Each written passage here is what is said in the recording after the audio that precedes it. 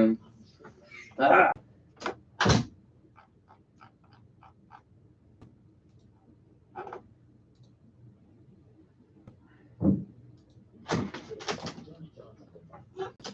Oh no, we're live.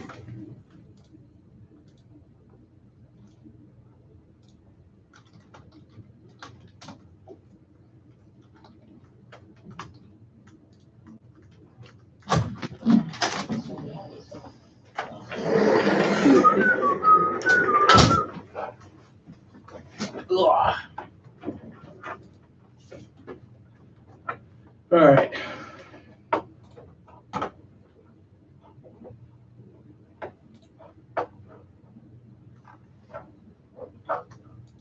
Who are you watching? Wow. Is Home Before Dark still going on right We're now? watching. Wow. Is Home Before Dark still going on right now? I don't know. That's crazy. That's crazy, Josh. Is it crazy? It's crazy. Soccer down here is doing it, but that was earlier, wasn't it? Actually, it was soccer over there. Soccer over there, right? Yeah, get it right. Sorry. There's here and there. Get your kind of branding. All over. Get your kind of directional soccer shows right. Okay. Kind of directional soccer. Well, I mean, over here, up there, down where. wherever you want to get soccer, you can get it in any direction. You know what we never talked about? We never talked about what did I tweet out? The mouths in your south. Mouths in your south, baby. Mouth in your south. Yeah. We're gonna rebrand the podcast "Mouths in Your South." I think it was in your south. That's gonna be much different on the rating. Do we need to like put like a parental discretion? Yeah, they said on That would SB be Nation that you would just be have a to mark it TMA as type of explicit. situation. That's simple. We just have to mark it. You just have to be Mots After Dark, baby. As soon as the lights go out in here, that's when we can switch to Mouths in Your South. Yeah. That's so funny. Every time at 10, we're still sitting in here recording. Boom, lights go off. It's like, oh, Disturbing. Mouths in Your South, baby.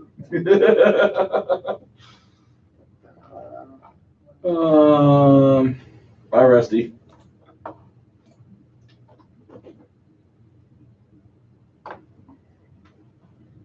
One minute to go. Oh my gosh. Are you guys ready? 1 minute remaining. Who's with us? With massive 6 people. Just massive. Oh, Jenna. Okay, we can always count on you. Is Home Before Thanks, Dark? Jenna. Are they even going? I'm gonna check. Oh, they're live. I'm gonna comment on it.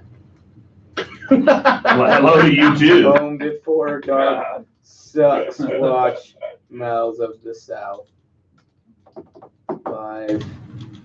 You know, like I'm a person with feelings. Now I hate you Does have guys feelings, so Jenna. much. Bye. Okay, come out. It's 9 o'clock. There are 24 people watching. Turn to Greg Street. That's not it. 6 o'clock. It's 6 o'clock. It's time for Street to Rock. Greg Street Rock. 9 o'clock. It's 9 o'clock. Time for. Is Greg Oh, Street we're still up on to the radio? 9. I think so, Mm. but I can't say for sure. I remember that back in the.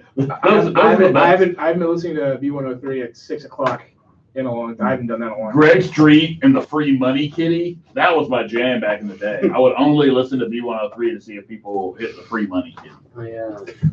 Now give me my money. Now give me my money. That's right, baby. That's what that is. That and like if they would play it like Prime Out or something. All right, you ready to roll? Ellenwood area. I guess. Oh, Josh is so amped. I'm gonna go to Jenna's place of work and be like, "Oh, Jenna made it. Gross." How about I go to your work and heckle you? Yeah, that's right. Yeah, I'm gonna be like, Seinfeld. "Boo, Jenna. Seinfeld. Boo." Seinfeld. Yes. As long as you know what I'm referencing, I will. Okay. I'm in the reference. All right. The episode was on the other day where Kramer like dressed like a pimp. It was like walking out. I was like, "Oh man." It's a good one. All right, ready? Yeah. What's up, Atlanta? This is. Oh, take And two. that's why there are more people watching Home Before Dark. Take two. Okay. What's up, Atlanta? This is the Mountains of South podcast brought to you by Dirty South Soccer in the Palacious 680 The Fan Studios. I am Eric Quintana. Next to me, Josh Bagriansky, and across from me, the table and in the building itself, Mr. Sam Franco. Gentlemen, Eastern Conference champions. Yeah. Oh, sorry, Eastern Conference Oh, finals. wow. Oh, you jinxed us 10 Can we seconds. start over? No. Can we start over? Absolutely 10 not. seconds Can into we the start show. over? Oh, my God. We can start over, but you cannot edit out what just happened. Either I'm a curse Well, then we can't. or I'm a start. prophet. Well, we could just pretend like, it would be like a funny thing. Or, 3, 2. You don't know of course, this. Eric edits it, so. I have future telling abilities. Oh, we don't know that? Yeah, usually in I the bad can see sense, into the future. but only negative. Only bad. Or maybe things. it's the bizarro world and I see the opposite of what's going to That's happen. exactly right. You see Maybe the that's what- darkest timeline. Maybe that's more realistic. What I'm really worried about, Eric, is I was actually going to. You've already kind of jinxed the conference finals, but I'm worried, this is 2 rounds in a row. I've accomplished all of my tailgating goals in the Gulch except one. I've gotten my Biscuits? aguardiente shot. I got to give Kelly a hug. I got to see, make fun of Tanner from Atlanta United Fan TV about how bad Manchester United are. Is it Tanner or Tanner? Tanner. Oh, did he say Tanner?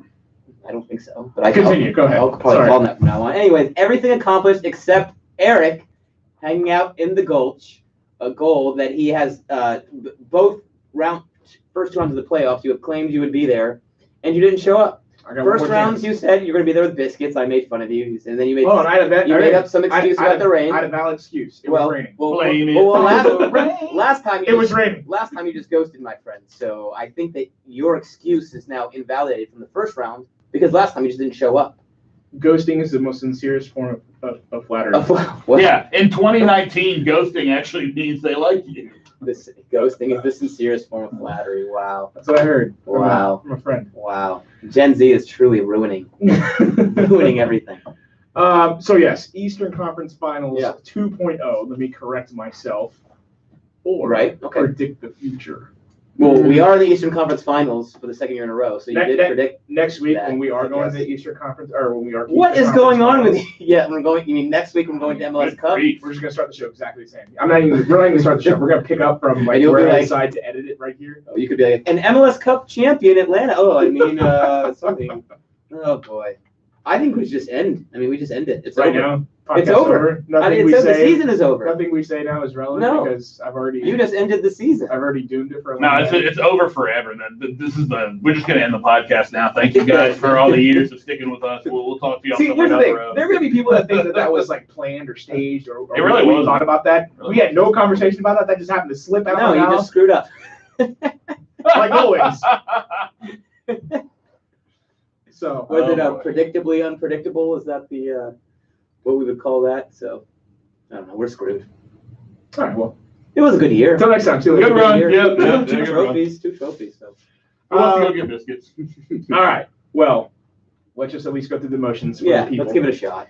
Atlanta United obviously advancing to the Eastern Conference Finals, 2-0 win over Philadelphia. Fantastic goals from both Julian Gressel and Joseph Martinez. All that shit, man. Whew. Yeah, it was something else. Although- It was something to be seen especially from Gressel to make that to hustle on that play to chip it over Sean Johnson and Andre Blake. Andre Blake. You gotta wonder what Sorry, Blake was I doing. do that all the time. You gotta wonder what Blake was doing running out, though. I mean, that Well, was. look, I mean, that was kind of That's a been Leroy debated. Jenkins. I thought that you should. don't blame him that much because No. Julian Gressel was far enough to where that decision was going to be a tough one either way, and he came out and there's no pulling back after. I mean, those questions are always, or those decisions are always going to be questioned with hindsight. You know what I mean? So it's just one of those where people much smarter than us about the sport would know, like a Brad Muzan or a goalkeeper. Well, I would think it also take being in the moment. I mean, Of again, course. you look at Julian Gressel. Julian Gressel's not even in the play and runs onto that ball. I'm not gonna say he's not in the play, but he's trailing very, very behind the Right. play. I'm not even convinced that Pitty knows he's there. He's just passing it into open space, hoping someone I think runs he onto it. I'm not. I mean, convinced. Gressel passed it to him as a 1-2. I understand How that could he not know he was there if he passed to PT? because he's playing to a complete open space. Julian's not in that space yet. He's not even. Right, He's not even moving into that space yet. He doesn't move into that. He's like jogging into that space. True. Well, not until that pass is played is Julian going 99 miles an hour. What was so great about that too is we've spent like the last 3 months talking about PT and Gressel can play with one another because PT likes to drip to the right and Gressel likes to be isolated, and it seemed like Frank DeBoer had basically decided to not play PT in order to give Gressel the opportunity to be isolated in the first round, and we just showed all how stupid we were on that play right there where PT and Gressel combined for a great goal. So that's great to see that they able to interchange and kind of play together on the pitch together. So that was pretty cool. And again, it gives you more options going forward now that you know that those guys can start the same 11 together and click. Well, I'm more excited to see. I assume it's going to be the same 11. You think? As last week. I'm super interested. Maybe the only difference being Michael Parker, so he's able to play. But yeah, if we can get that sort of same kind of combination play between the two, between everyone that was all the attacking players, I'm excited to see it. Got to give a shout out to Gressel again for the assist, and then obviously Joseph Martinez, the second goal. What a finish! That seals it. I don't know how he does it. He missed 2 sitters in that. I know, and then he nails that one, yeah, which is a great goal. Look, I'm convinced that every time Andre Blake sees him, he's just like, what am I supposed to do? Well, he couldn't do anything between either goal. He's just like, yeah, whatever. Yeah, I mean that's not on me. That's just putting your head down, putting your foot through the ball, and blasting it into the right spot. I mean, it's just one of those where a striker knows how to finish those, and for Joseph to be running pretty quickly and to be able to smash that upper 90 the way he did, it just goes again to how damn impressive he is. And I think I heard it on, I think it was the TV broadcast, Modern Adrian Healy, that was like, anywhere in the world, this isn't like, oh, that's a great goal for MLS. That's a wonderful finish. An impressive finish that, would have beaten any keeper in the world at that time. Nobody stopped. It's not like it bounced off a player or the keeper's bad. Andre Blake is one of the best keepers, definitely in MLS, probably in this side of the world. He's up there with the best of them, and you got Joseph Martinez who literally puts Andre Blake in a position where he can't do anything about this ball. No, nothing. And I think also that it's good to see that you can still look dangerous going forward when you basically parked it and said we're going to defend and we're going to sit back and defend the lead. And you look at the both playoff matches for Atlanta United, when they've switched to a 5-4-1 late in the game to try to see the match out, Joseph has ended up with a 1v1. Yeah. And of course, Turner saves it for New England in the first round, and then he gets the goal this time. So that's a nice little trend to see, that even if you're trying to see a match out with 5-10 minutes left and you're putting 5 in the back and trying to play real compact in the midfield, you're still able to get out and counter with Joseph Martinez 2 weeks in a row. So that's really, really good to see. I just saw something in the chat that I want to bring up. This is kind of like a side topic real quick. There's a comment that says Gressel was asked about, and we're going to talk about this later, so we don't have to dive into this yet, but Gressel was asked about his future with Atlanta United, and he didn't want to talk about it because he didn't want to be pressed. The name of this commenter is JG. Do you think that is Julian Gressel? Is that what you're... Anyways. Very covert. No, I just do the initials. We'll dive into that later. But I do want to say whether it's Julian Gressel watching or whether or his contract. Or whether that's Julian Gressel. I think in the chat. Julian Gressel himself. Well, that we should talk about right now if that was possible. But I'm pretty sure that's not what's going on. Hey, Julian. Mr. JG. Hope you enjoy your shirt. Send me a text. You got my number. So Eric, you said you think it's going to be the same 11? Well, let's give me 1 second. Okay. So I got to bring up the fact that I was very negative about the game against Philadelphia specifically because of the back line, because I knew it was probably going to be LGB, Pogba, and Escobar. Yeah, and we were assuming Ambrose. Yeah, exactly. Ambrose was a surprise. Came out of nowhere. All surprises. And I was negative because again, you've got guys back there that aren't very disciplined, and in this match they were much more disciplined than they've been in the past. The fact that this back line, this defense, that an Atlanta United without Michael Parker or without Miles Robinson put up a clean sheet against Philadelphia. And hasn't allowed a goal in the playoffs so far. That's impressive. And under 1 XG for Philadelphia too. I mean, the Ambrose. The reason that we didn't, I don't think anyone predicted that back line is nobody really predicted Ambrose coming in at left back, and that's what allowed Atlanta United to kind of go to that back four that they went to.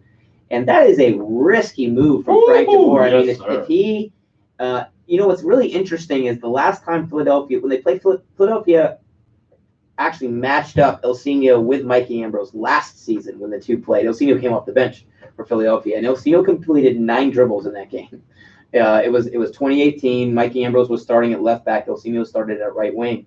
So you're already worried about him when you see the lineup because you know that, first of all, he hasn't played an MLS match in months. Granted, he's relatively match sharp. He wasn't even in the conversation of playing in this game, period. And granted, he was relatively match sharp because he was playing with the twos. But, I mean, it was a lot to ask him against a really good attacking team and a team that subs in a tricky right winger routinely like the 65th minute who had torched him the last time they had matched up. So it was really, really a big, big risk to start Mikey Ambrose, but he played fine. And like you said, Eric, I mean, the key that maybe we didn't expect was the discipline from Pires and Pogba. To be able to do that was huge. I wonder if there was any discussion. I'm not going to assume because maybe these players are smart enough to know that, we're undisciplined as hell. We need to get our act together when it comes to this stuff. We don't have Miles Robinson back there. But I got to think at least some – I want to hope or whatever. I'm sure some conversation or some discussion was had about that specifically, about being more disciplined, about not Leroy Jenkinsing this whole back line. That's the new. It's a new phrase we're going to use because you just didn't see that. You didn't see anything dangerous out of LGP. Look, the two stupid things you saw at NYCFC, I could have 100% envisioned Atlanta United with LGP, Pogba, and Escobar doing against Philadelphia. Well, those are like the 3 players you kind of worry about doing that stuff. I think maybe to your point a little bit, Eric, I could have seen Pogba doing the stupid header back pass that doesn't get to Sean Johnson, and then I could have seen the tackle inside the box from LGP. Those are 2 things you could. If you don't think you could have seen that from them, then I don't know what to tell you. You're out of here. And I think Eric just used Sean Johnson incorrectly again. Oh, did you say Sean Johnson? No, the NYCFC keeper. Oh, Sean Johnson. Yeah. But why would Pogba be flicking a back pass to him? In the situation, the NYCFC player. Oh, you were saying he would do that same thing. And I think that carry on. A big part of it is that I was a little confused too. I think a big part of the reason that those guys have developed those reputation this season is because they played in a back three. So they've had Robinson or in first round Parkhurst behind them to kind of allow them to be aggressive and cover for them. And we saw them, I think, get a little too gung-ho at times. And certainly in this match, you're a little worried because you go back 4. That means you have 2 center backs instead of 3. So if one of them goes out of position, you can't really cover, the way that you want. So it was good to see. But I still think you might see Frank DeBoer go, if Michael Parkhurst is fit to play on Thursday, I think you still might see Frank DeBoer go back to that back 3. Because I just think Parkhurst was so good in that first round game. And I think you still worry that you might get those moments from a Pogba and a Pires, and you need someone to cover for them. So I'm all for going for a back 3. And like I said, even if you go with a back 4 and you start Parkhurst, it's a little bit harder because, like I said, then if the other center back pushes out, you just have 1 man to cover instead of 2. But can you trust Parkhurst at this point? Being able to play in a game versus being 100%. Yeah. It's like, can you trust him to be, especially at that age, right? As good as he was, before the injury? It's like, he was so good in that role, and then, they're like, oh, crap, now we have to switch to this back 4 because we don't have him. But it's like, do you need that other center back in there to kind of help cover for him just in case he's not fully on? Yeah, I mean, I certainly don't think, and this was even the case with Parkhurst last year and the year before, in a back 4, he was not nearly as strong because, again, like you kind of said, Sam, because age, maybe lack of mobility, you need that extra center back to help him out. So I think Frank DeBoer, just like last match, he's got some decisions to make. But with respect to the injury, with a shoulder, it's if you're if you're back, you're kind of back. It's not really like a hamstring where it might take him. So if he's fit to go, I think he'll be good. I don't think there'll be a huge difference in terms of his match sharpness or being tentative or anything like that. Usually with a shoulder, once that thing heals, you're good. I did see it reported, though, that, today when he's back in training, he's out there, but, just by the look of it, his arm looked immobile. So, if you're not able, that's the thing. Like, if you have that shoulder and it's just sore and it's pain tolerance thing, then, yeah, I expect the Parkhurst to be out there because he's a tough player. Very, this is the end of his career anyway, so it's not like, what he's hurting. I was just about to bring that up. I think because this is going to be his last year, then you're looking at him probably doing whatever he can to get on the field. And when he does get on the field, I think that regardless of what kind of pain or what happens, how it feels, he's going to give you the same sort of level of play because he knows it could be the last game he ever plays. Yeah. So I wanted to be 100%. I want to be as healthy as possible. I liked what I saw. When was it, on Saturday? Yeah, or Sunday. Saturday. So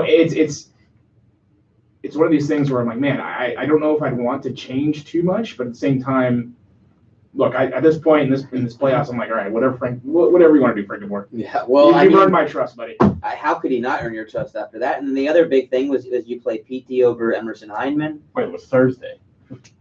Why did I think Saturday?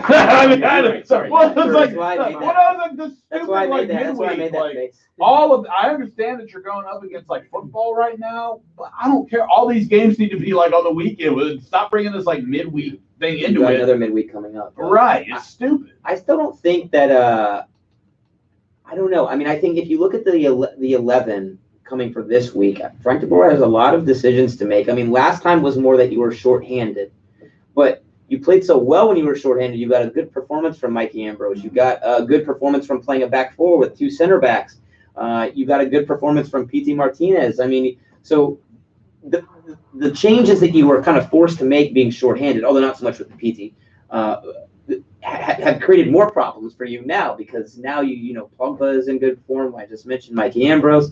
So you saw what you can do. Yeah, exactly. And now it creates this, what should we do? Because we saw we can be successful doing multiple things. And it's a good problem to have, but I mean, it's a weird. It's still a problem. It's a weird time for this to kind of happen. Usually these types of things happen during the regular season. But you try new guys and you go into the playoffs saying we can play different systems and different, back four, back three. You just kind of learned that about your team in the last round of the playoffs. But do you think that's just us learning that versus he knew it based on what he's seen in training? It's like maybe he knows we can do this. We just don't want to show it. It's one of those where it's like almost like what is it in one of the Rocky movies where he learns to fight right-handed and then he's like switch to southpaw and he goes to the other way and starts beating the crap out of it. And it's like maybe Atlanta United has had that in their sleeve the whole time and we didn't know about it. But Frank was confident. They did play a back four earlier in the season, so I don't think this is a huge departure from what you've seen. They started the season a back four. Yeah, well, no, there was a 3, then it went to a 4, then it went back to a 3. It was confusing. Then you had Miram playing. This has been such a ridiculous season, but I think that that you did know that you could switch to that system because you've used it before, but you haven't played it in so long. So I don't think you can just say, we didn't want to show our hand. You never want to trot out a system like that you haven't used in such a long time in a single elimination scenario. So. I mean, I believe that Frank DeBoer was confident that his team could play it because we played it before. But, I mean, you had to be nervous having a Mikey Ambrose in there. And it looked so good that there's a real question of whether you stay in a back four or go back to a back 3 for this upcoming match. And don't forget that you could hypothetically, even without Parker, so this is what we kind of talked about last week, is you could go Pires, Escobar, Pogba as your 3, and then go back to Miram and Gressel as your wingbacks. I certainly think last week was great for Frank DeBoer in the sense of I'm just going to call it from what I've seen over the years and how I know he's been trained as a soccer mind, the tactical genius of a guy like that. But that's the thing. He was willing to go. He's like, well, I know tactics and I know we can do this based on the players we have, but now it creates a sort of multi-dimensional problem, if you will, where it's like, Atlanta United can be good here, they can be good here, they can be good here. So which is the best and what do you go forward doing? It's certainly an interesting dilemma, like you said, a good problem. But at the same time, when you have to make those decisions, it's still a problem and because you have to figure out the right thing to do. Yeah, and so sudden because you just, like I said, you just kind of learned, we can play a back four effectively with PT not really coming back defensively a lot and Mikey Ambrose at left back. I mean, you would have thought that would necessarily work 2 or 3 weeks ago, even though you have used that system before. There's always a chance that he didn't really know that they could do this at all. And I think he was confident. But I think Roy Jenkins the whole thing. No, I mean, there's a sect of Atlanta United, not just the fans, but from the media as well. Certain, media members that cover this team haven't really given Frank DeBoer credit at all for any of this. Yeah, and I think that this is to that line of thinking. It's like, he just got lucky. He stumbled into this. Yeah. you're right. I think that there was a lot of thinking and planning that went into this. I don't think it just was like, oh, well, let's just try it and see what works. Well, I'm just saying, there's a sector that think that way, is, yeah. which is and I mean, it's not an unreasonable thought process because I mean, you got to do something. You don't trust, at least me. I wouldn't trust LGP and that back three. You could not have had themselves. Yeah, I mean, you trust Perez to be the one to cover for others' mistakes. I mean, that's like, I mean, if Parkhurst is in there, it's fine. But that collective of three players, Parkhurst is in there, it's not fine. But well, I mean, they got away with it. Like I said, I would go with the three if Parkhurst was available, and JG or Julian Gressel, whoever. And the chat brings up a good question: is what type of system do you want to use in the back line against a team that plays a false nine? And of course, that will be dependent on whether Josie Altidore is healthy or not. But I would imagine even if he is fit, he doesn't start. And of course, they've been using Alejandro Pozuelo as a false nine. So that's obviously the next the potential to pull. But the thing is, it's totally different because you're playing a player who's not going to just sit on the back line. He can easily pull guys out of position, drifting. So, I mean, in that sense, you could maybe go with a back four because you're not dealing with an out-and-out striker. So you only really need to play two center backs. At the same time, if one of those center backs gets out of position, following him into the midfield, and we just said, I mean, Pogba, Perez, the type of thing that they like to do, then you don't have a lot of cover in behind. So you have to be very disciplined. You have to. It's going to be another big tactical ask of Frank de Boer this match, and hopefully he can do, hopefully he can work wonders again like he did with Philadelphia, where he kind of matched up with their 4-4-2 and did a really good job. The thing that has me kind of feeling very optimistic about this match is that the two goals that Toronto did score off of were NYCFC, massive NYCFC mistakes for sure. And other than that, I mean, sure, they dominated the game. They had chances. It's amazing how much they love that right side of the field. They love away from the infield of the baseball diamond. And they like to drift right anyway, but yeah, they definitely. By the way, it looks even worse at Citi Field than it does at Yankee Stadium. I don't know how. Maybe it's just because you're used to seeing them play at Yankee Stadium. But the corner flag and the marker for the 18 looked like they were 5 yards away from each other, if that.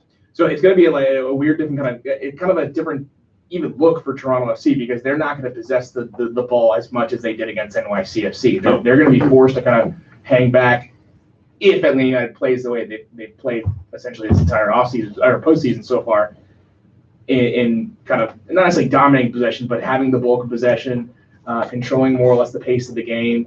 It's going to look very different from what Toronto looked like against NYCFC, at least I think, because of that. So Pozuelo, it's going to be curious to see how he handles not being in his attacking third as much, maybe hanging around more the middle, central part of the field.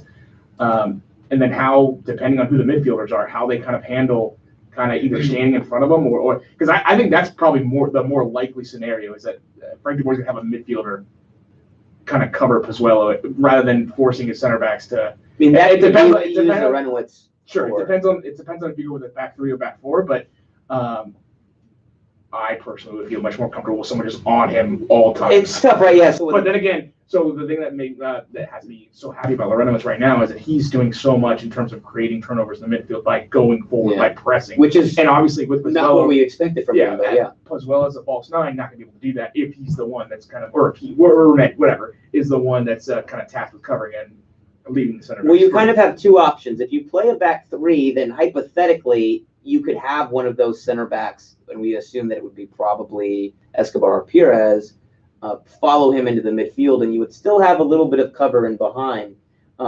If you play with a four, then you're probably, when he drops into the midfield, you would expect Jeff Lorenowitz to just shadow him wherever he goes. So, I mean, it's going to be interesting. And I think that, yes, he's a false nine, but TFC, the way they've kind of employed the formation is that he drifts around, and then they're using, what's the winger's name? Endo, the wide right player.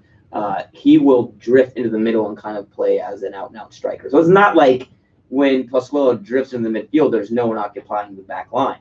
But basically, I'm getting ahead of myself, but I think that's the two systems you can run. If you run with a three, then you run the outside center backs, where the right or left center back can follow him into the midfield. You still have two center backs to deal with Endo drifting in. If you're playing a back four, of course, you can't do that because then he would drift inside Endo and you have 1v1. with the center backs. Instead, you have Jeff Loreno. It's probably shadow him. Either way, I think the defensive system that Frank de Boer comes with will be based off of how they want to handle Alejandro Pozuelo. And he's been unreal. Yeah, I mean, it's fantastic. I mean, these past few games, that Panenka, I mean, to do that in the playoffs, Crazy. Man, cojones. Crazy, yeah. And then, I mean, and again, I assume even if Altidore is fit, he won't start. And Frank de Boer said today they are preparing to play against a false nine system. But that's something to look for is if Altidore is fit and subs into the match, you're going to see a complete system change from Toronto FC as well. So Atlanta United will have to be, even though you don't know if Altidore is going to be in the 18 or not, you're going to have to be prepared for that change of system at any time, assuming that he makes the bench. I think it's going to be a back four. Because I feel like I remember Frank de Boer talking about on multiple occasions how he likes to have numbers when it's a. So would you stick with Ambrose? I mean, of course, if Parkhurst is fit, then you could go Pogba at left back. It just depends on Parkhurst. I might rather have Ambrose than Pogba just based on what I saw last Defensively, year. though, I mean, that's the thing because look, Pogba obviously doesn't have speed. Endo is a kind of a tricky right winger, but I don't know. It just Pogba's still the better player, but Ambrose might be the more disciplined, more safe definitely option. more disciplined. Yeah. But he's very, very limited. I mean, if he gets matched up 1v1, it's pretty much done. Although he had the temper of the match, let's give him that was crazy. But Pogba in the back four, I feel better at it. Yeah, I mean, I get that. Three-man back line, no, forget it. So that's why I like the three-man back line because just on paper, the way this probably look, if Pozuelo is playing a traditional false nine, which we all know he's going to, it's going to drag LGP up, and you've got 1v1s on either side. I don't trust either of those guys, especially with how high Escobar likes to get at times. I just feel like Frank de Boer is going to choose having the numbers in the back over going forward. And I think that because, let's assume Pitti starts again, let's assume it's essentially the same starting 11, you've got more of attacking presence. Even if it were Hyman, you still have a very safe, very, I'm not going to say aggressive, but very, very, I don't know, very, a strong attacking presence in the players that you have going forward. So it's not like you need Escobar or Pogba to get up in the attack. It would be nice to have him, and I'm sure that there'll be moments where Escobar will still fight forward. Oh, he'll get up there. It's not. I'm not going to He'll find his way I'm not going to forward. be shocked, but at least you feel better about because look, I feel like the team has been so balanced when it comes to how Franco Escobar goes forward, especially in a game like this where you're going to have someone on that left side kind of forcing him to defend maybe a little more than he wants to. They've been so good at dropping back Lorena, let's say, into the middle or dropping back Nagy for a spell or whatever in those moments where Franco Escobar's caught up. And it's like they transition into that seamlessly at this point. Back in the beginning of the year, it wasn't as obvious. Now I see it and I'm like, all right, cool. They're on the same page. And you're definitely, you really saw that last match that, players understanding the system, understanding how to play together, covering for that gets caught forward. Things that we kind of took for granted last year. It takes some time, when you have new players, a new system this year, and you're finally starting to see that click. But I don't know. So I think PT starting might depend on whether you're in a 4 or a 3 in the back. And a 4 he is, a 3 he is. Correct. And I could be wrong about this, but just because with the 3, you're asking a lot more defensively from, Hyman and Barco are asked to, obviously not come back all the time, but, when you play a 4, you saw a 4-3-3 basically, although I would actually have called it more of a 4-4-2 because PT wasn't really coming back and defending. But when you do that, then you can kind of have Barco slide inside and cover for him defensively, things like that. If you play a 3, then you're going to be really exposed if you play, I think if you play PT instead of Hyman. That being said, with the way that he played against Philadelphia, I don't know how you keep him off the field for this match. Because, and this is what we talked about going into the Philadelphia match. You can sit here, we can talk about being beat up on the back line. This team is healthy and fit and has all their options available in attack right now. So even if you're not, even if you are starting a Mikey Ambrose, or if you do have to kind of, you're not sure if you're going to go in the back 4 or back 3, you have a team that can score goals. And you have a team that has all their options available. You can bring a Tito Villalba off the bench. You can bring a, Emerson Hyman off the bench. Maybe Pizzi Martinez, depending on who starts. So, it's a very, very good attack right now. And I think we're seeing, from personnel standpoint, we're seeing them at their best right now than they've been all season. So we can sit here and talk about the issues defensively, but I think this game and MLS Cup, if you make it, it's going to depend on whether you can score 2-3 goals. So my hope is that, and I'm kind of glad we haven't seen it yet.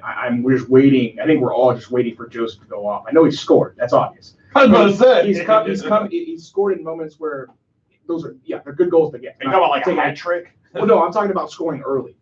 Or scoring 2 in the first half or something like that. It was something where he just goes off on a team. And he hasn't done that yet in the postseason. Yeah, I feel like he hasn't done it in a while. Or am I just missing something recent? No, I mean, in terms of striking early. I'm not taking that away anything from the goals he scored, but he's missed so many chances lately. Joseph. Yeah. Yeah, I mean, I heard it on the broadcast that he was talking with Alejandro Moreno before the match and apparently told him that he'd been cursed lately, but he'd been cursed. Yeah. That was the dread god strikes again. Yeah, that's true. That's true, actually. He's someone there. But the great thing about Joseph is, and you can even see it when he misses those chances. It doesn't get to his head. Oh yeah, true. He almost I can't. He's sees the humor in the chance that he misses and understands that strikers are going to miss those chances. So at the same time, you look at Joseph and you're like, he's going to start finishing those soon. And, if you give him 2-3 chances that Philadelphia gave him in the conference finals, I think you're favored to win the match. So Toronto he missed 2 sitters. Yeah, Toronto's a team that Atlanta United should absolutely beat. Yeah, it's not. Especially without Josie Altidore, it's a team that Atlanta United certainly should do well against. And I think. Oh, sorry. Well, go ahead, Eric. I was just going to say 2 times they played the season at home, they won 2-0. Away, they lost 3-2. So I mean, they're going to score goals. Yeah, they should score goals. Yeah, and one really interesting thing about Toronto, where I was kind of doing some research on their kind of advanced stats, is that they concede the most the fewest passes per shot in the league. So basically, the average amount of passes leading to a shot against them is the lowest in the league. So they're super vulnerable against direct kind of counter-attacking play. So you talk about being in possession all the time for Atlanta. I think this is the type of match where if you can make it, and it's kind of been like this in the postseason, if you can make it where you're 52, 53% and not 59, 60%, you're going to be able to catch them out because they're super vulnerable against direct. My worry is that they're gonna force Atlanta United to be more like 65, 70% of possession. Yeah, which is at least in the first half, and see how that goes. I don't want to say 65, 70. Let's say 58. What I'm saying is it's going to be high. Yeah, and that would be interesting, right? I mean, because that, as we've seen all year, that can slow Atlanta down a little bit. And Toronto is going to be, if they're looking to do that, Eric, like we just said, you have a false line in Pozuelo who's going to drift all over the place and try to start those counters. If they try to take Atlanta like they did on NYCFC, it's going to get back and forth affair, and I think they lose that. Yeah, I agree. I totally agree with you. Attack, I think it's obvious for anyone that watches this match. The quality attack is in Atlanta United's favor. I think they're going to win that sort of style of play no matter what. I don't think it's going to happen. If it's wide open match, then you have to like Atlanta's chance. I thought Philadelphia was just going to sit back and bunker for the most part, and that didn't happen. Then. Well, you also thought that Atlanta was already in the MLS Cup, so hey, listen, what can they say? Again, I don't know. I mean, I was way more scared of Philadelphia than of Toronto for a lot of the reasons that you brought up. That scares me too. That scares me more, right? That side of it. Toronto. But what's really, I mean, I don't think that it's really in Toronto's DNA to just sit and concede possession. They would basically have to change that. I mean, when you're charting out, Michael Bradley and Osorio through the midfield, pretty good passers, guys that can link. It's hard to tell your team, okay, we're going to just sit this match, sit back, let Atlanta have the ball. It would be tough. I think it would be tough for them to do that. It's not about telling them. It's Atlanta United has ways of forcing their opponents you back. To just sit back. Yeah. And it's not something they want their opponents to do, but there's at times that just happens. You see that all the time against Atlanta United. At least the teams that I think are smart, I would say. Yeah, no, I agree. It's weird though because, like you said, Eric, it's like Atlanta can force you into that. And then there are, I think, and those are the teams where you're seeing 53, 55% possession. And then there are the teams that just sit back and absorb that pressure. And that's when you're seeing Atlanta with really, really high possession numbers and unable to create the amount of opportunities that they want. But if you look at Toronto's 11, I mean, obviously they're not going to just completely park the bus. No, because they have talent enough to make a game out of it. But it's they can super certainly interesting, come in and right? win this game. Because it's one of those matches where obviously you want the ball if you're Atlanta, but you almost don't want too much of it because you're dealing with a team that's vulnerable against direct attacks, counterattacks, things like that, and then have a player in Pozuelo and would start the counter on you at any moment. And with Pitti and Barco, you want to be able to have that open space to run into. You want to have that. You want to be able to play the ball you play to Gressel. You want Gressel to be able to play the ball to the top of Joseph. That happens because of how much open space there is. I don't know how that ball got to Joseph, by the way. That's it's a pretty bad defensive area. I know. But yes, what else is there? I mean, as far as the match goes, I mean, it's just that's pretty much what you're looking at. I think. I mean, so I would just review as it's funny, and I heard this kind of brought up on Soccer Down Here. The LAFC Seattle is looked to be very much in favor of LAFC, but Atlanta's not very. It's not seen as they're not seen to be as much of a favorite over Toronto, which is strange. Weird. Yeah. I wonder, and they thought the same thing. I wonder if that's the case for the odds. That for the odds makers, that's the case, or are we talking the? But you don't get the sense that Atlanta has this dominant. Even though we've watched them play in the last few matches and we've seen how good they've been, they don't have this, especially defensively. You don't have this overarching sense that they're going to just dominate this. They don't. You don't have the same feeling about LAFC over Seattle that you do about Atlanta over Toronto. I would say Atlanta's performances remind me a lot of last year, where it was not like super electrifying going forward, but it was just more pragmatic and more. And I mean, obviously the systems are different, and you start to see players not. I mean, we talk about the last match. I mean, you start to see players like a Pires and a Pogba, Escobar, guys that we have been accustomed to kind of making errors, being overly aggressive, settling down, understanding the situation in the postseason, and that's what happened last year. So, I mean, I think that would be as far as being heavy favorites against Toronto, despite the fact you haven't dominated or clearly, not the team that you were in 2018, top to bottom. You're seeing some of those same traits that helped you win MLS Cup last year kind of pop up here in the first two rounds. I just got Vegas, by the way. I know you were asking about. Yeah, where we at? Yeah. Atlanta minus 150 and LA's minus 250. Wow, that's kind of substantial. That is statistically significant, and they're playing the number 2 seed in Seattle. 3 seed. Minnesota was the 2 seed, and Atlanta playing the 5, I think, in Toronto. So, surprising. I mean, LAFC have been that good. I think one thing too you got to take into account. This some people think it's off the radar, but the wildfire thing going on in LA, that would probably lend to LA doing better just for a number of different reasons. As long as no one had to evacuate their homes. I know it's crazy, but you start thinking about things like air quality and stuff like that, and it's like, I mean, Seattle might not be as used to playing in that kind of thing as LA is, just because the air quality is way worse in LA than Seattle. That's definitely the juicier matchup, in my opinion. For sure. For Atlanta, Toronto. Honestly, I think Seattle can do it. Yeah, you think so? I'm excited for that game. I am. LA is a very, very scary and dominant attacking team. Yeah. But behind the attack, I think it's just an average team. Not great defensively. No, I agree. And in the midfield, they're okay. I'm kind of torn because I want to go to this game if it's in LA. The MLS Cup. Right. Well, as Eric's already told us. I want to go to this Atlanta's game. already in MLS Cup. So either it's going to be Atlanta or it's going to be in LA, whether Atlanta's in or not. That's true. And I kind of want a reason to go to LA. So, but at the same time, I want Atlanta to host. LA is a great 2 years in a row. Great place.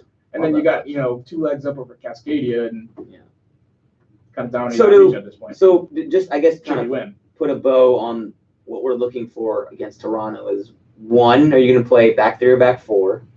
2, is it going to be PT or Hyndman? And 3, what type of system are you going to use to deal with Pozuelo? I think those are the 3 biggest decisions for Frank de Boer. And if he gets them right, you're probably in MLS Cup. So I'm excited.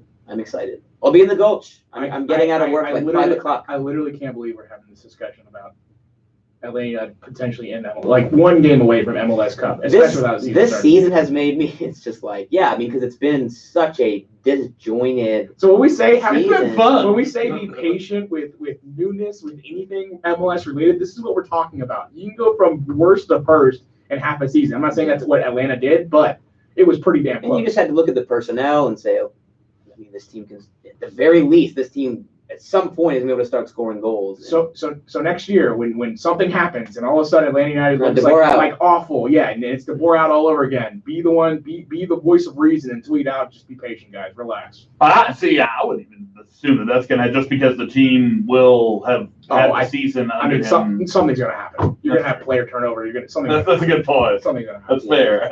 Hey, with Atlanta United fans, anything is possible. Do we want to move on to other topics? Yeah, speaking of off season, I was going to say. boy. yeah, this and the Gressel thing in a lot of ways is the biggest story today, I think. Why don't you expound upon that a little bit? Well, in case you missed it, Julian Gressel, speaking to the media, talked or asked about progress being made on his contract. Says, I don't want to get upset, so I don't want to talk about it. And that's all that's been tweeted about it. So you can take that in one of many ways. First of all, we don't have the context of how he said it, what he looked like when he said it. There's a lot of ways that you can interpret this. And we're going to dive into like all of them. Well, the first one is he just seems frustrated. That's one. Yeah, sure. That's the easiest on the surface to say is he's frustrated with this process, and I don't know how much of this is Atlanta being like, we can't do this based on all the way that the salary works out. This may come down to, like, if Atlanta fans want to be mad at somebody about this, you probably need to be mad at MLS for having arcane rules about how much you can pay players and things like this when it's 2019. This league is proven to be a big enough draw to where I think we can get past some of that stuff and move on. And collective bargaining coming up is going to be very, very interesting. Josh and I were talking about this before the podcast. It's like, it feels like it's this low simmering kind of thing right now that as soon as MLS Cup is over, everybody's going to start turning their attention to collective bargaining. And at best, it's going to be a contentious offseason. At worst, MLS is going to be delayed, and it could be delayed significantly depending on how that works out. And a big part of that is one thing they need to figure out, and this affects Julian Gressel directly, is what do we do with the structure of our league when it comes to paying our players and when it comes to how much teams can pay players, because they still want to maintain the level of parity that MLS is famous for. But I also think that you have to grow up at some point and start paying players what they're worth. And to that point, I think that this league is kind of getting away from parity, especially when you talk about how Atlanta United is essentially, we're talking about Atlanta United and two. Atlanta United kind of broke the mold. They broke Seattle, Portland. We'll see what happens to Miami. They've all outgrown this system. They've broken the mold of it to where it has to be revisited. And quite frankly, it has to be brought to, the 2019 where we're at right now. And we'll see, because, basically the two things it'll come down to, because Julian Gressel, he's in a weird situation, as Sam kind of alludes to, because he's not really a designated player. He's close. At least for Atlanta, maybe for another club, certainly. So then that puts a limitation, and he could still make a lot of money, but it's a limitation on what you can pay him as a TAM player. And then you're in a situation where nobody knows how much allocated money is going to be available next year because of the situation with collective bargaining and how much MLS is going to offer. So he's in this weird spot where he can't make all the money he wants. And Atlanta United don't even know what he's going to be worth in this market 6 months from now, because they don't know what the salary structure is going to look like. So, which is why everyone freaked out at Atlanta United for not paying him. It might not be on Atlanta United. It might not be Atlanta United's frustrated with. It might be the league. It might be how everything's set up, like we've just discussed. It could be that maybe Atlanta United want or are urging him to take a deal. And Frank DeBoer and Julian Gressel's like, nah, not yet. I think there's a lot of ways that he could be in which he can be frustrated. When I read the tea leaves on this one, I felt it was more that Atlanta just doesn't want to talk, because they're like, we don't know how much we can pay you. We don't know what the salary structure is going to look like. So I think he's frustrated, because I think we know he would love to stay here, but I think the club is just really not interested in even negotiating right now until they know what the salary structure is. Exactly. And that's the thing. That's why this is the same thing he said, what, 6 months ago, something like that? It wasn't, because but it wasn't like this. For all we know, it could be the same. Nothing could have changed between then and now. And he's just reiterating that, yeah, I'm upset that we haven't done anything yet. I'm upset that we're not talking money. Yeah. And he's just reiterating what he said 6 months ago. But yet nothing has changed. Yeah. It could very much be that. It's a very. It's a bad timing. I mean, that's the thing. No, sure. I don't know who asked the question, but it's a very Felipe Cardinals well. from the Athletic. I love Felipe. It's a very muckraking question. Well, I love it. To ask that question right now, I mean, Why look, not? it's not. Well, He's listen, playing, I'm saying amazingly right now.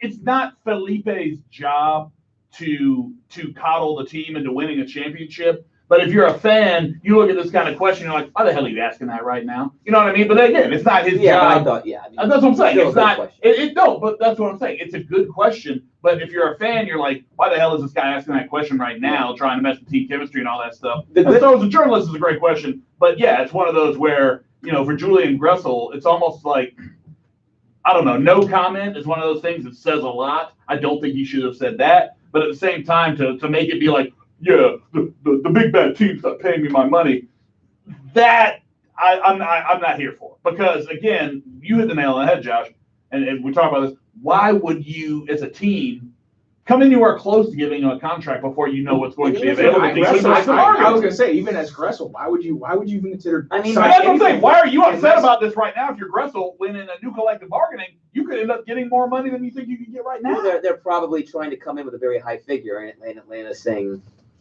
no, we're gonna wait. we don't even know. Give us time. So we can't even really negotiate the way we want. Honestly, I think it's a little bit of a bad look for Gressel to come in and say that the way that he said it. He might have been caught off guard by the question, but I will say that, like you guys are both saying, if the new collective bargaining is coming, then why would the team or Gressel, either one of them, would be dumb to do this? If he tells tears his ACL next week or on Wednesday.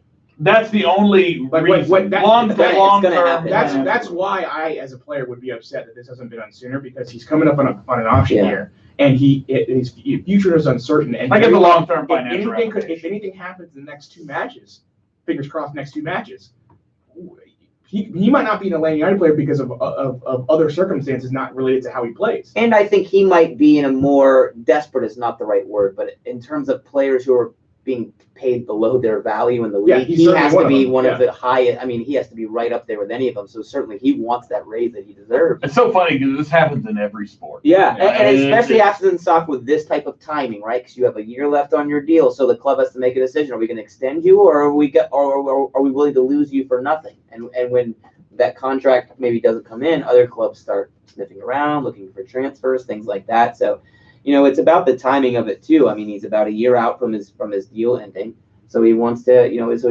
wants to go ahead and re-up and get a new one, or he's going to say, all right, I'm going to leave. But what's the biggest part of this is how much will Atlanta United be able to pay him based on the allocated money next season, and if that is a significant increase, then you can pay him, not make him a designated player, and make it hard for European teams or other teams in other countries to give him a raise by coming and getting him. Right now, I have to look up his exact contract number, but from what he's making right now, he could easily, I think it's like 130 or something. It's like unbelievable, 130 or something like that. That's easy. That's easy for a Bundesliga team to say, okay, we're going to pay you more than that. If there's a bunch more allocated money next year and he's making, 800, 900K, then it's going to be kind of a different story. But there's so many moving pieces on this, and there's so much we don't know about. Because we don't really know what's going to happen with the salary structure.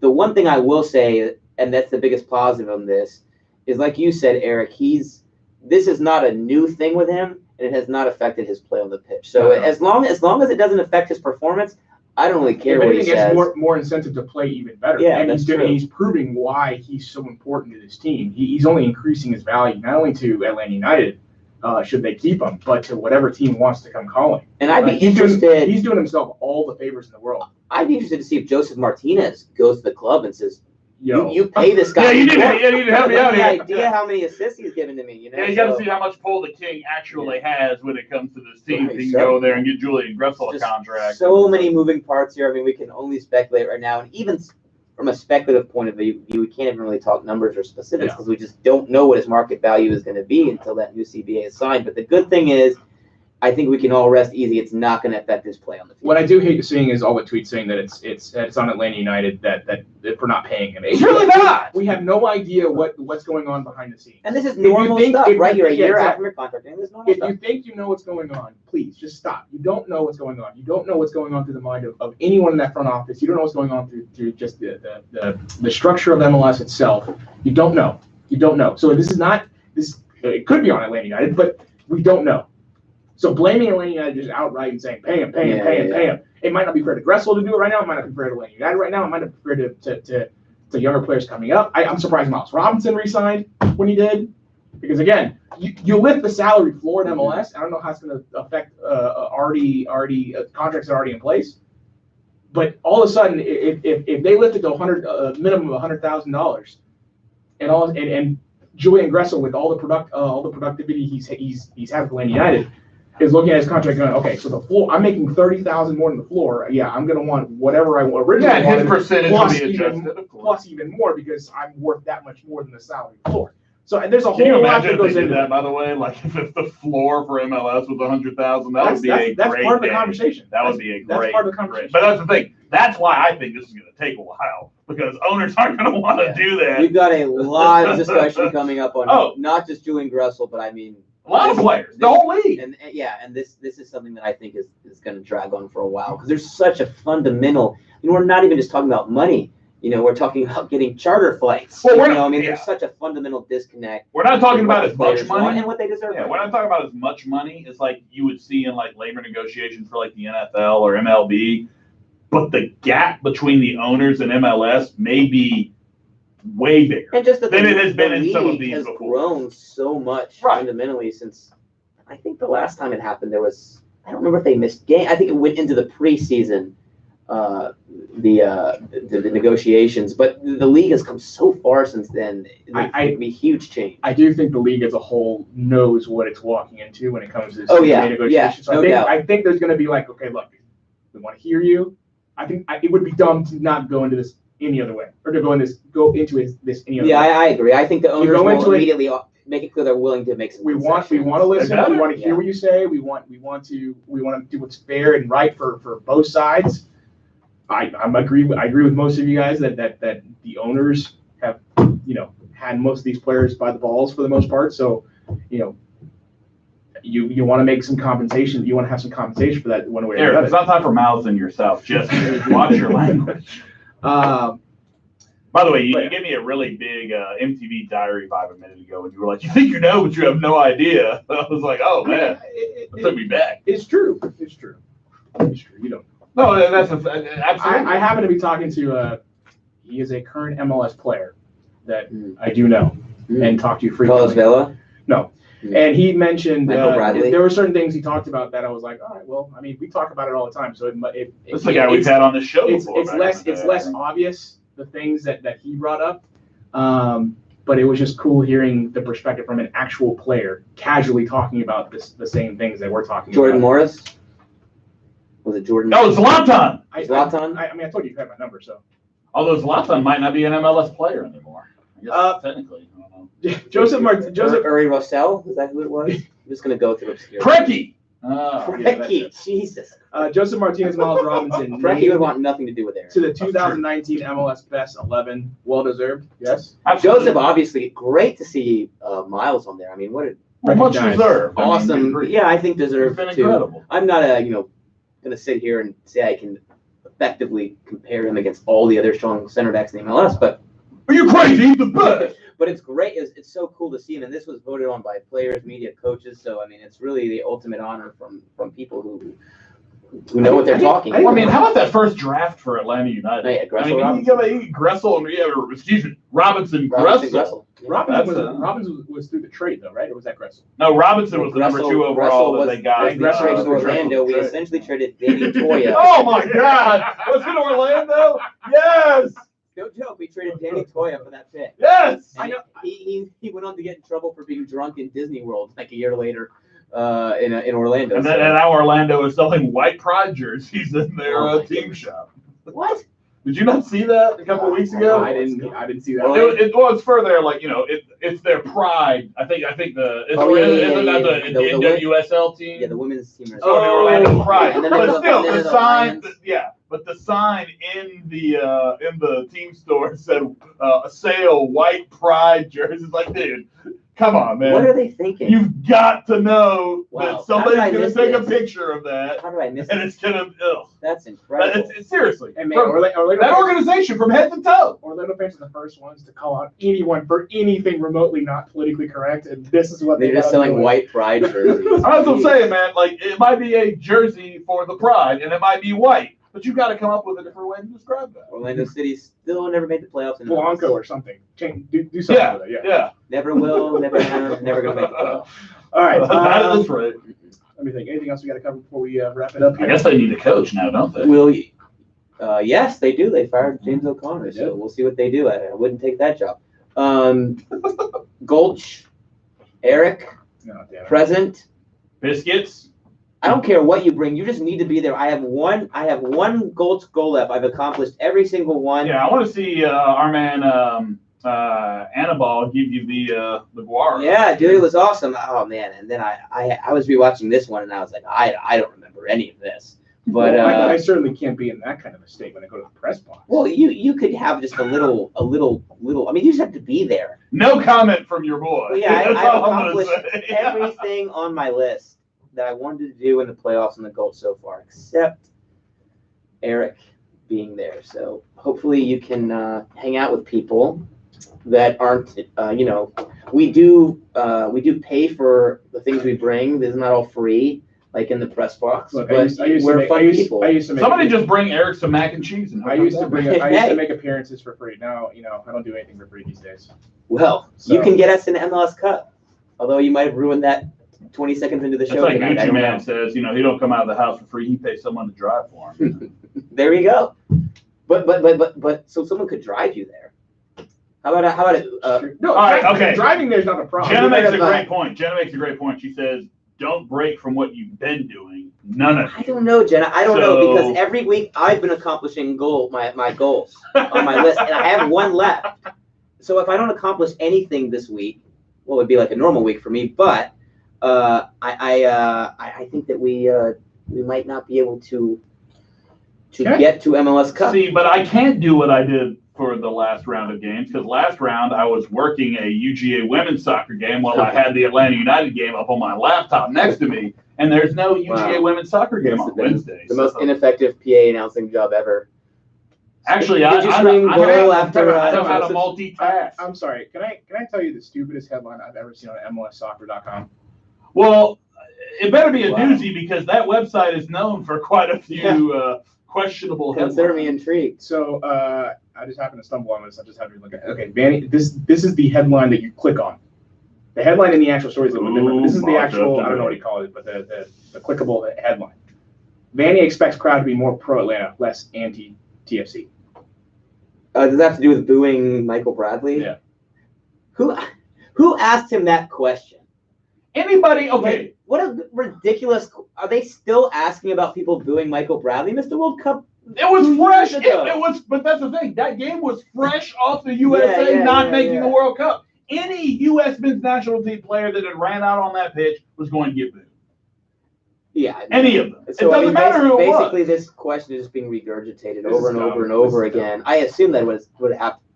That's what it has to do with, right? Is Yeah, are you going to that be the U.S. exactly. men's national team player? And then, of course, it ends up on MLSsoccer.com because they aren't big on Maybe- not having good stories on their You website. know, it's funny how Soccer.com. it's funny because, MLSsoccer.com, it's like, or, you could have MLS.com that somehow goes to some, like, realty website that, like, it's like, Right. it's That's why like, it's MLS hey, Soccer. MLS, how about you not be cheap and pay those people to get that domain? But How it's about that?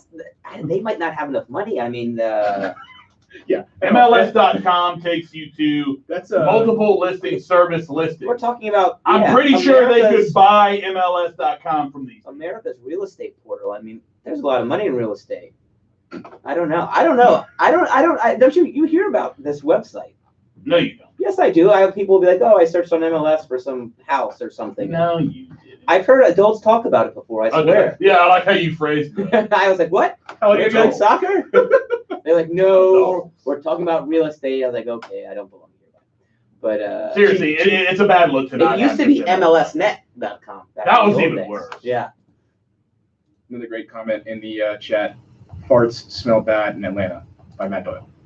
It really does seem like sometimes that like the established MLS media presence. Oh, come on. It's their job. He would say, yeah, but I think LAFC has the best smelling farts, though. I don't think Atlanta. I don't.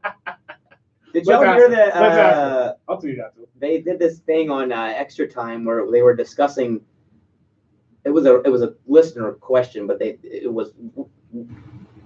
Will Atlanta United have had a better season than LAFC if they win MLS Cup? Yeah. And I'm like, whoever wins the MLS Cup had the best season. Like, that's the team everybody wants to be on. Like, that's why you have playoffs. It was exactly thing. the case when Atlanta beat the Red Bulls last year.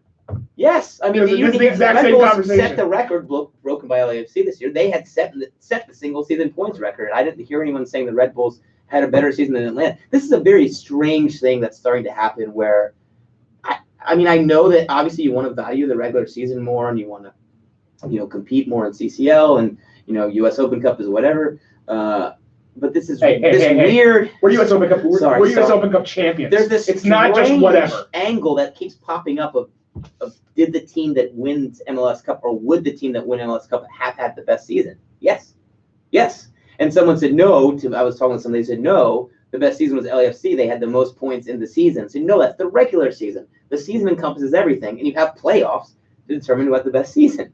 It's just a bizarre. If you try to convince me that 3 trophies isn't the best season, I mean, honestly, but I do more than anyone. I would trade MLS Cup for those 2 trophies. I mean, so would I. Don't get me wrong. It's such a weird thing that's starting to pop up. But 3 trophies throughout the course of the entire season versus the record in points. Yeah. The record number of record number of wins too.